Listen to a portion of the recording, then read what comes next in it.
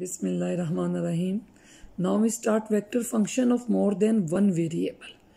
Last time we discussed vector function of one variable. Now we discuss the vector function more than one variable. Let A is the vector function as this a t is equal to a1 t I plus a2 t j plus a3 t k. This vector function is the function of one variable. Maybe vector is the function of two variables s and three variables s. अब हम इसमें यही discuss करेंगे कि two variable का vector function है तो component form में जाहिर है उसमें सब में आप आई जे के साथ जब आप a1 लिखेंगे तो उसमें टू वेरिएबल शो करेंगे. इसी तरह तीन वेरिएबल वाला फंक्शन होगा तो उसको में जब कंपोनेंट फॉर्म में लिखेंगे तो a वेक्टर को लिखेंगे a1 uv i plus a2 uv plus a3 uv. और आपने फर्स्ट वन वेरिएबल का डेरिवेटिव जो है ना वो देखा है. डेरिवेटिव होता है फॉर वन वेरिएबल. अगर एक वेरिएबल का फंक्शन है वेक्टर, अगर कोई भी फंक्शन आपके पास गिवन है और वन वेरिएबल पे डिपेंड करता है और डेरिवेटिव फाइंड करना है तो वो डेरिवेटिव होगा. और अगर वन से ज़्यादा मोर देन टू वेरिएबल्स हैं, टू हैं, थ्री हैं, तो फिर वो डेरिवेटिव को हम पार्शियल डेरिवेटिव कहते हैं. ये आपने ऑलरेडी वहाँ पे भी डिस्कस किया था पार्शियल डिफरेंशिएशन में. अब वन डेरिवेटिव वाला अगर आपके पास है फॉर मोर, जहाँ मैंने लिखा हुआ है कि डेरिवेटिव एग्जिस्ट करता है फॉर वन वेरिएबल और पार्शियल डेरिवेटिव एग्जिस्ट करता है for more than one variable. ये मैंने एक पेज पे इसलिए थोड़ा मतलब इसको शॉर्ट किया ताकि आपको हर चीज़ एक ही जगह पे नजर आए. This function is vector function of one variable. This function is vector function of two variable and this is for three variables. और वन वेरिएबल के लिए आपको पता है कि लिमिट की डेफिनेशन ये आप ऑलरेडी पढ़ चुके हैं. ये है डेरिवेटिव की डेफिनेशन, क्योंकि एक वेरिएबल था तो जब आपने वेरिएबल की डेफिनेशन लिखी तो वो डेरिवेटिव में आएगी. जैसे इसमें ये देखें चेंज उसी में आ जाएगा T plus del T minus, ये होता है डेरिवेटिव फाइंड करने का फॉर्मूला. तो ये वन वेरिएबल के लिए हमेशा डेरिवेटिव होता है. अब हम टू वेरिएबल और थ्री वेरिएबल के लिए देखते हैं कि वहाँ डेरिवेटिव पार्शियल डेरिवेटिव में कन्वर्ट हो जाता है तो फॉर्मूलाज कैसे चेंज हो जाते हैं. जैसे ये देखें for more than one variable, if से हम तीन वेरिएबल ही लेते हैं, इस तरह आप दो को भी अंडरस्टैंड कर लेंगे. और अब आपने लेना है derivative with respect to A. Variable तीन है, विद रिस्पेक्ट टू यू लेना है. तो अब आप देखें आपके एक वेरिएबल के रिस्पेक्ट ले रहे हैं तो ये पार्शियल डेरिवेटिव होगा. तो partial A over partial U किसके इक्वल आ जाएगा, वही लिमिट डेल, क्योंकि चेंज यू में हो रहा है, derivative with respect to U ले रहे हैं तो del U approaches to zero. और उसी तरह से ए वहाँ जब एक वेरिएबल होता है तो उसी में डेल यू करते हैं, डेल टी करते हैं. जब वो एक वेरिएबल था अभी आपने पीछे देखा, अब यू में चेंज करें तो यू प्लस डेल यू कर दें, बाकी वी डब्ल्यू वैसे ही रहने दें माइनस, और उधर वही वेक्टर लिख दें same as it is a vector U V W का फंक्शन ओवर जिसमें चेंज कर रहे हैं वो लिख दें. अब आप कहेंगे विद रिस्पेक्ट टू अगर वी हो जैसे ये है तो आपने del V approaches to zero करना है, फिर यू को चेंज नहीं करना, फिर चेंज वी में आएगा. ये आपको मैंने पार्शियल डिफरेंशिएशन में भी कराया हुआ है. यहाँ सिर्फ फ़र्क ये है कि हम वेक्टर को डिस्कस करते हैं और इसी तरह जब डब्ल्यू का रिस्पेक्ट करना है तो हम चेंज डब्ल्यू में करेंगे. और these are the definitions of the partial derivative. This is the minor difference between partial derivative and derivative. Derivative exist only for one variable, partial derivative exist for more than one variables. इसको आप अच्छे से देखेंगे. अब मैं आपको book के pages पे भी बताती हूँ. ये देखें partial derivative of the vector function, ये सेम वही चीज़ जो मैंने आपको अपने हाथ से लिख के बताई है. ये देखें with respect to U, with respect to V, with respect to W. इसी तरह अब आगे कुछ इसकी इंपॉर्टेंट चीज़ें हैं जो पार्शियल डेरिवेटिव में भी की थी. अब यहाँ सिर्फ चेंज ये होगा कि हम वेक्टर पे अप्लाई कर रहे हैं. ये देखें अगर partial square A over partial you square है तो पहले विद रिस्पेक्ट टू यू लें, फिर यू के इस तरह लिखेंगे. इसी तरह वी स्क्वायर है और अगर डब्ल्यू स्क्वायर है तो इसको इस तरह लिखेंगे. अब अगर कहीं लिखा हुआ है partial square A over partial U partial V तो किसको विद रिस्पेक्ट फर्स्ट लें, ये इधर वाले को पहले लेते हैं वी को. देखो उसने इस तरह भी करके लिख दिया. तो ये कुछ उसने इधर डेफिनेशंस मैंने हाईलाइट भी की हैं और मैंने आपको क्लोज करके दिखा भी दिया है. तो और एक चीज़ और बताता है कि अगर vector A continuous partial derivative है सेकंड ऑर्डर तक एटलीस्ट, तो आप इसको किसी भी रिस्पेक्ट पहले ले लें, चाहे पहले ए के रिस्पेक्ट ले लें, फिर पहले वी के रिस्पेक्ट ले लें, फिर यू के रिस्पेक्ट ले लें, या पहले यू के रिस्पेक्ट ले लें फिर वी के रिस्पेक्ट ले लें, तो आंसर सेम आएगा. और ये कंडीशन सिर्फ कॉन्टिन्यूअस फंक्शंस के लिए. अब एक एग्जाम्पल करते हैं. देखें इस थ्योरम में, ये थ्योरम है ठीक है, कि अगर vector A is of variable three variable vector function है तो इसको कंपोनेंट फॉर्म में इस तरह लिखेंगे a1 तीनों variable i plus a2 you V W J plus a3 you V W के. वो कहता है अगर आपने इसका डेरिवेटिव लेना है विद रिस्पेक्ट टू यू, तो सारे कंपोनेंट का with respect to U partial derivative लेना होगा। एक्चुअली आपने ये जो चीज़ है ना इसे प्रूव करना है, ठीक है।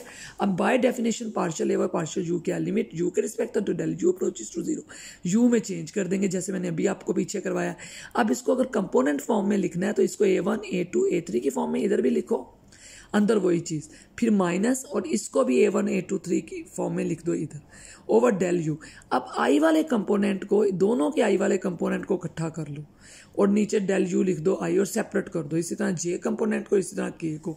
अब जो लिमिट है del U approaches to zero, वो तीनों पे अप्लाई कर दो। तो जाहिर है जब एक का लिमिट अप्लाई करेंगे अप्रोचेस टू जीरो और वो 3 वेरिएबल वाला कंपोनेंट है या वेक्टर फंक्शन है, नो प्रॉब्लम। तो आप ये क्या लिखेंगे, partial A1 over partial you और साइज ये वाला आई, ये देखें। तो हैंस प्रूव्ड, आपने प्रूव कर दिया कि अगर किसी वेक्टर का विद रिस्पेक्ट टू यू आपने पार्शियल डेरिवेटिव लेना है तो उसी वेक्टर के कंपोनेंट का विद रिस्पेक्ट टू यू लेके प्लस कर सकते हैं। ये एक थ्योरम है, इसको आप खुद देखिएगा, आपको ये इजीली पता चल जाएगा। Now rules for partial differentiation of vector function, same rules as for derivatives. जो डेरिवेटिव्स के लिए पढ़े हैं ये सारे वही रूल्स हैं, आप देख लीजिएगा 4 रूल्स हैं, उसी तरह ये सारे ये देखे रूल्स हैं, ये आपने खुद देख लेने हैं, ठीक है। अच्छा, अब बेटा हमने जैसे स्पेस कर्व पढ़ा था ना, अब हमने स्पेस सरफेस पढ़नी है। सरफेसिस इन स्पेस, आपको मालूम है कि whenever there is R is equal to R of T, एक वेरिएबल का है तो इससे कर्व बनेगा, और इसको आपको पता है टी क्या है, फिर इसको इस तरह पैरामीट्रिक रिप्रेजेंटेशन में लिख सकते हैं। अब अगर आपके पास पैरामीटर्स 2 हों, यू और वी, और आर जो है वो डिपेंड करे यू और वी पे, तो आप याद रखिएगा इससे जो हमें चीज़ मिलेगी वो होगी सरफेस इन स्पेस। आपने इतनी डेफिनेशन आ जाए सरफेस इन स्पेस, सरफेस की तो इतनी ही लिखनी है, ठीक है। अब ये कैसे ये स्पेस सरफेस होगी, देखिए इस पे फोकस करें। Vector R is equal to है आर यू वी। अगर आप इस डायग्राम में ये देखें, अगर मैं इसको यू नोट कर देती हूँ, फिक्स कर देती हूँ यू को, तो ये इस लाइन में यू फिक्स है, वी चेंज हो रहा है, तो ये लाइन आ जाएगी। अब इस लाइन पे आ जाए, इधर मैं वी फिक्स कर देती हूँ वी नोट, तो यहाँ पे यू चेंज होगा इस लाइन में, इस डायरेक्शन में। तो ये इस तरह और ये इस तरह, तो ये क्या चीज़ आ गई है आपके पास, यहाँ ये ले लें U1, तो यू को फिक्स कर दोगे U1 पे, तो यहाँ पे इस पूरी लाइन में वी चेंज हो रहा है। और अगर आप यहाँ पे वी को फिक्स कर दो V1, तो यहाँ पे यू चेंज हो रहा है। तो ये चीज़ जो ऐसे और फिर इस तरह ऐसे आएगी, एक को फिक्स करो दूसरी चेंज, दूसरी को फिक्स करो एक चेंज, तो ये जो चीज़ होती है ना, ये होती है सरफेस। ये आपको सरफेस मिलती है, इसको कहते हैं स्पेस सरफेस, ठीक है। अब अगर वो आपको डेफिनेशन आ जाए तो आप सिंपल लिखेंगे, if R is equal to R of T and T is the parameter then this represent the space curve.